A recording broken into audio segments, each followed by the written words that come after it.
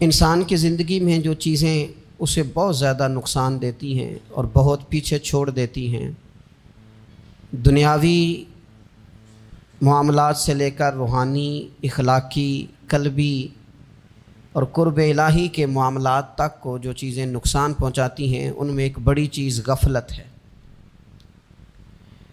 ایک لفظ ہوتا ہے جو ہمیں اکثر سننے کو ملتا ہے کہ آپ کی توجہ نہیں ہے۔ یہ ڈھیر سارے لوگوں کا مطالبہ ہوتا ہے، اہل خانہ بھی مطالبہ کرتے ہیں، کئی موقع پر والدین بھی مطالبہ کرتے ہیں، غرباء بھی مطالبہ کرتے ہیں کہ امیروں کی ہماری طرف توجہ نہیں ہے۔ اور یہ بڑی لازمی سی بات ہے کہ کسی چیز پر جب توجہ رہتی ہے تو وہ چیز بہتر ہو جاتی ہے، اور جب عدم توجہی کا لوگ مظاہرہ کرتے ہیں تو وہ معاملہ خراب ہو جاتا ہے۔ یہ جو عدم توجہ ہے اسی کو غفلت کہتے ہیں، اور جب انسان کے مزاج پر غفلت طاری ہوتی ہے اور غفلت اس پر پوری طرح غلبہ کر لیتی ہے تو پھر اس کی زرخیز زمین کو وہ بنجر کرتی ہے۔ غفلت انسانی دل کے لیے بڑی نقصان دہ چیز ہے اور انتہائی تکلیف اور ضرر کا باعث ہے۔ دلوں پر جو قحط نازل ہوتا ہے، قحط، ویران ہو جاتے ہیں دل، اور جو دلوں پر خشکی نازل ہوتی ہے کہ طبیعتیں خشک ہو جاتی ہیں، یہ غفلت کی وجہ سے ہوتی ہے۔ جو لوگ غافل ہو جاتے ہیں نا، اپنے معاملات کا دھیان نہیں رکھتے، دیکھیں نا، آپ کو کھانا کھاتے بھی غافل نہیں ہونا چاہیے۔ اگر کھانا بھی غیر معتدل کھا لیا جائے تو وہ انسان کی طبیعت کے لیے باعث ضرر بن جاتا ہے، نقصان کا باعث بنتا ہے۔ بات کرتے ہوئے بھی غافل نہیں ہونا چاہیے، کئی دفعہ جملے ایسے نکل جاتے ہیں جو انسان کے لیے پھر شرمندگی کا باعث بنتے ہیں۔ انسان کو غافل ہو کر کوئی کام نہیں کرنا چاہیے، غافل ہو کر، مدہوش اور بے ہوش ہو کر نہیں۔ غفلت دل کو ویران کرتی ہے، طبیعت میں خشکی لاتی ہے۔ غافل کبھی نہ بنے۔ قرآن مجید فرقان حمید نے ارشاد فرمایا کہ اقترب للناس حسابہم، فرمایا لوگوں کے حساب کا وقت قریب آ گیا۔ وَهُمْ فِي غَفْلَةٍ مُعْرِضُونَ، اور وہ ابھی بھی غفلت میں منہ پھیرے ہوئے ہیں۔ ٹائم آ گیا حساب دینے کا، لیکن وہ ابھی بھی غافل ہیں۔ ہمارے جو زیادہ تر نقصان زندگی میں ہوئے ہیں وہ صرف ہماری غفلت کی وجہ سے ہوئے۔ ہم نے چیزوں پر توجہ نہیں دی، چیزیں گڑبڑ ہو گئیں۔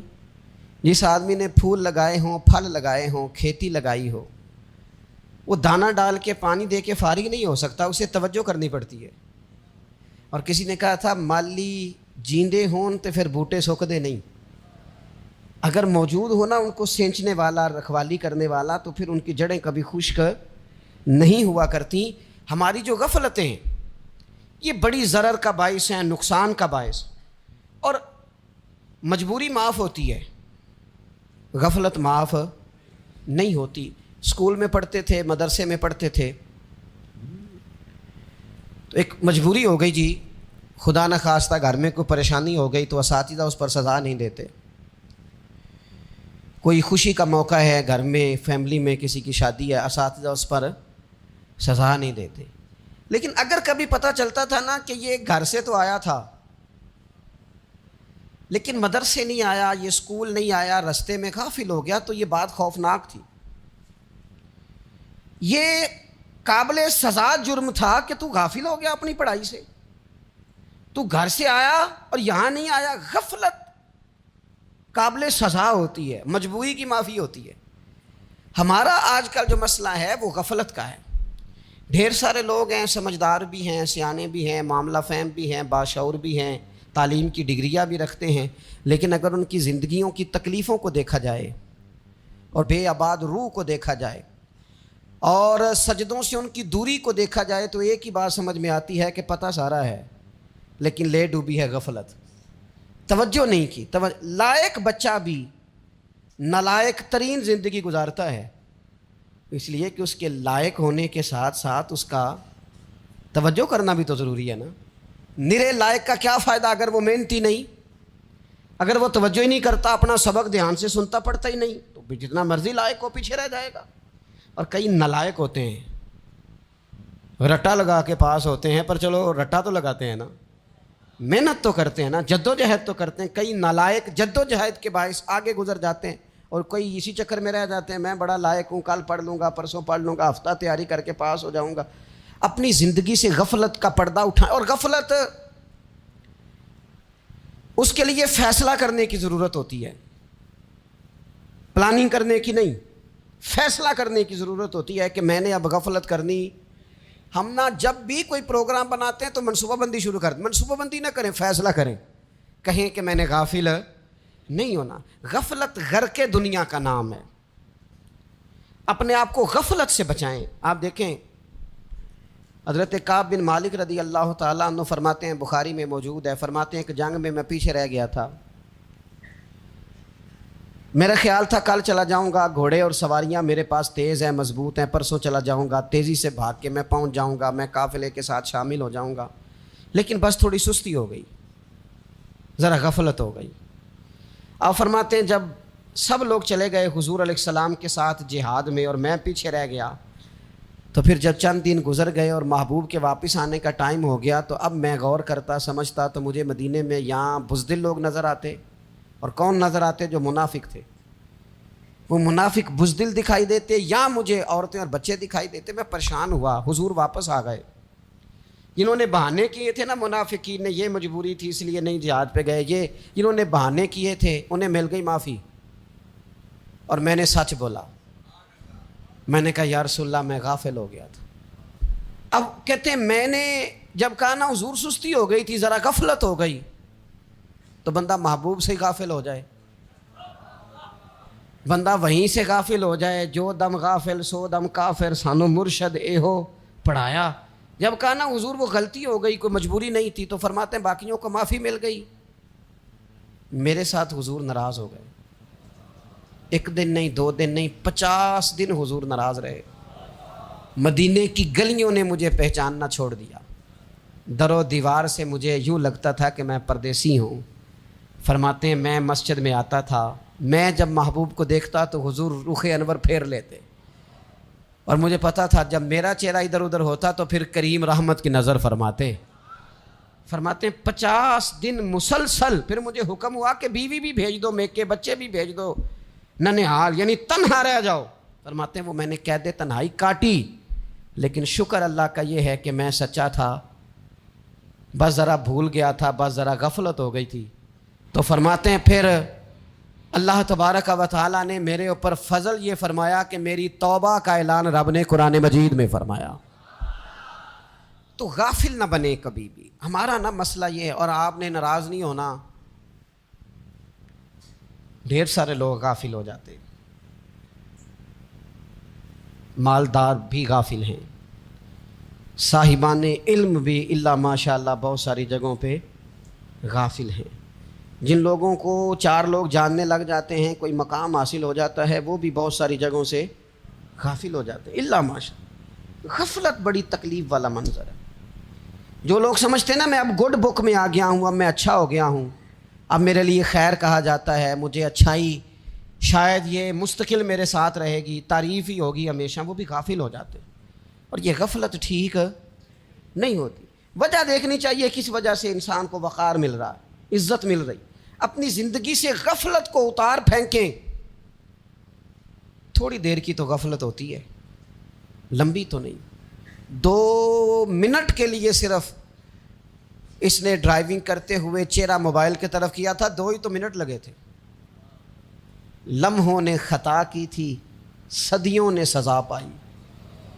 لمحوں نے خطا کی تھی، صدیوں نے سزا پائی۔ ایک لمحے کے لیے غافل ہوئے تھے، اور صدیاں، نسلیں روتی رہ گئیں پیچھے، بچے تڑپتے رہ گئے، اہل خانہ پریشان رہ گئے، ماں باپ ساری زندگی روتے رہے، لیکن یہ 2 منٹ کے لیے۔ یہ غفلت جو ہے یہ بڑی تکلیف والا معاملہ۔ اپنی زندگی سے غفلت کو اتارنا ہے، غافل نہیں بننا، ہر وقت توجہ، اور ساری باتوں پہ توجہ۔ بعض اوقات لوگ ایک طرف توجہ کر کے ایک طرف سے غافل ہو جاتے ہیں، نہ، توجہ ہمہ پہلو رکھنی ہے۔ ہمارے ذمے جتنے بھی حقوق ہیں ان سب پر توجہ، ہر چیز کا خیال، ایسا نہ ہو کہ عبادت کرتے رہ جائیں اور حقوق العباد ہم سے چھوٹ جائیں، اور حقوق العباد اتنے زیادہ ادا کریں۔ صاحب مجھے کہنے لگے ایک دفعہ بڑے وسوق کے ساتھ کہنے لگے جی معاذ اللہ سما نہیں جی ٹائم ملتا پھر نماز دا کی کریے، روزی کمانا بھی تو عبادت ہے نا۔ تو میں نے کہا آپ نے عبادت کرنا ایک حصہ قبول کیا ہے، آپ نے کل عبادت نہیں قبول کی۔ عبادت کل ہے ہمہ پہلو، ایک حصہ آپ قبول کر کے نکل گئے اور باقی آپ نے چھوڑ دی۔ تو کسی ایک طرف سے بھی غافل نہیں ہونا، جتنی ذمہ داریاں ہیں، جتنی ڈیوٹیاں ہیں، ان سب کا خیال۔ اور جو بڑا آدمی ہوتا ہے، بڑا گھر میں بڑا ہو، قبیلے میں بڑا ہو، علاقے میں بڑا ہو، ادارے میں بڑا ہو، کلاس میں بڑا ہو، جو بڑا ہے اس کی تو ساری آنکھیں کھلی ہوئی ہونی چاہیے، ایک ایک پر اس کی نظر ہونی چاہیے کہ میری کہاں ضرورت ہے، کہاں مجھے اشک شوئی کرنی ہے، کس کے ساتھ میں نے کس طرح محبت کا رویہ رکھنا ہے، غافل نہ بنے۔ اچھا جی اب کیسے پتہ چلے گا کہ ہم غافل ہیں؟ یہ کیسے پتہ چلے گا؟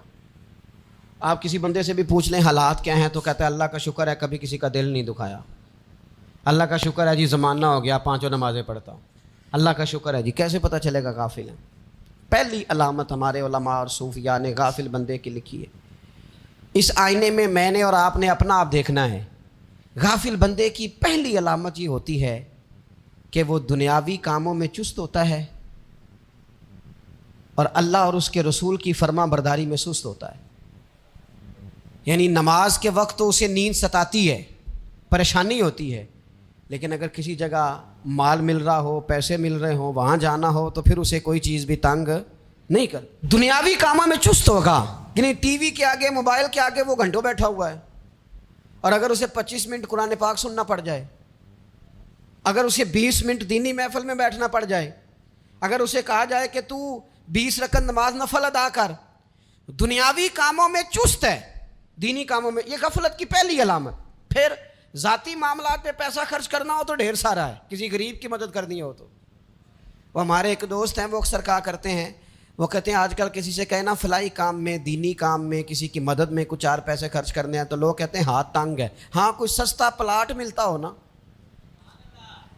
اور اگر یہ سمجھ آ جائے کہ وہ مجبور ہے بیچارہ بیچنے والا، تو پھر کہتے ہیں میں 2-3 دوستوں کو پھاڑ لے سن۔ ذاتی کاموں میں جب بندہ چست ہو اور دینی کاموں میں سست ہو تو مطلب یہ ہے کہ بندہ غافل ہے، پہلی علامت غفلت کی۔ اور غفلت کی دوسری نشانی یہ ہے کہ انسان گناہ کے کاموں کو معمولی سمجھنے لگ جاتا ہے، یہ غافل بندے کی نشانی ہے، گناہ کو معمولی سمجھتا ہے، چھوٹا سمجھتا ہے۔ آج کل لوگ کہتے نہیں میں کو اکیلا کر رہا ہوں، ساری دنیا ہی کرتی ہے، اور جناب کیا ہو گیا اگر یہ غلطی ہو گئی تو بندے سے ہو ہی جاتا ہے۔ گناہ کو معمولی سمجھنا، چھوٹا سمجھنا، اور کہنا پھر کیا ہو گیا ہے، انسان سے غلطی ہو جاتی ہے۔ آپ دیکھ لیں کہ سینکڑوں بیسیوں گناہوں کا بوجھ ہمارے سروں پہ ہوتا ہے، لیکن کوئی ہمارا دبدبہ ہے، کوئی ہماری گفتگو ہے، کوئی ہمارے جملوں میں خود پسندی ہے، کوئی ریاکاری ہے، کوئی تصنع ہے۔ یہ غافل بندے کی علامت ہے۔ نبی اکرم صلی اللہ تعالیٰ علیہ وآلہ وسلم نے فرمایا مومن اپنے گناہوں کو پہاڑ کی طرح سمجھتا ہے،